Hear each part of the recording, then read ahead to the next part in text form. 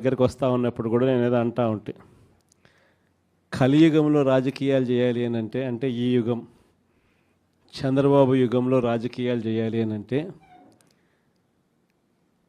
ఈ రాజకీయాలు చేసేటప్పుడు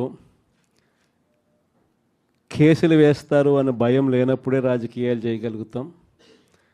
జైళ్ళకు పంపినా కానీ పర్వాలేదు చంద్రబాబు నిన్ను ఎదుర్కొంటామనే ధైర్యం ఉంటేనే రాజకీయాలు చేయగలుగుతాం. అలా ఉండగలిగిన తెగువ ఎవరికైనా ఉంటేనే రాజకీయాల్లో ఉండగలగాలి, చేయగలగాలి అనేది మాత్రమే ఈ కలియుగంలో మనం నేర్చుకుంటా ఉన్న పాఠం అని చెప్పి చెప్తా ఉంటాం. ఈరోజు నిజంగానే రాజకీయాలు అలానే తయారయ్యాయి. చంద్రబాబు నాయుడు ఈరోజు చేస్తూ ఉన్న రాజకీయంలో కనీసం 1% కూడా మనం ఆ రోజుల్లో ఎప్పుడు చేయలే. ఆ రోజుల్లో మనం ఏ ఒక్కరికి కూడా ఇబ్బంది జరగకూడదు అనే ఆలోచనలే చేశాం.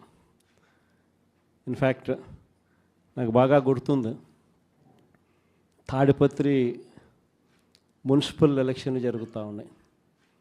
మనం రాష్ట్ర వ్యాప్తంగా మున్సిపాలిటీలు అన్నీ మనం స్వీప్ చేసినాం. రాష్ట్ర వ్యాప్తంగా జెడ్పీటీసీలు స్వీప్ చేసినాం, ఎంపీటీసీలు స్వీప్ చేసినాం, సర్పంచ్ స్థానాలు స్వీప్ చేసినాం.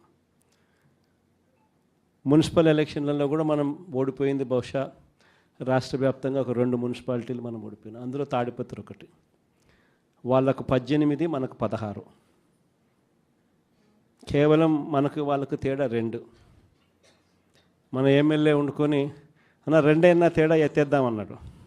ఆ రోజు నాకు బాగా గుర్తుంది. అరే నేను ఒప్పుకోలా. మన ఎమ్మెల్యే అయినని కూడా నేను హౌస్ అరెస్ట్ చేయించిన. మన ఎమ్మెల్యేని నేను హౌస్ అరెస్ట్ చేసి ఎన్నిక జరిపించి తాడిపత్రి మున్సిపాలిటీ సవ్యంగా జరిగించి చివరిగా తెలుగుదేశం 18 వాళ్ళకు, 16 మనకు న్యాయబద్ధంగా ప్రజాస్వామ్యబద్ధంగా ఎన్నిక జరిగింది ఆ రోజు.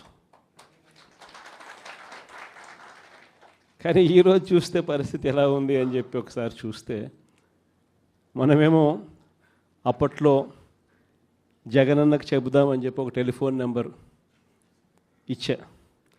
స్పందన అనే ఒక ప్రోగ్రాం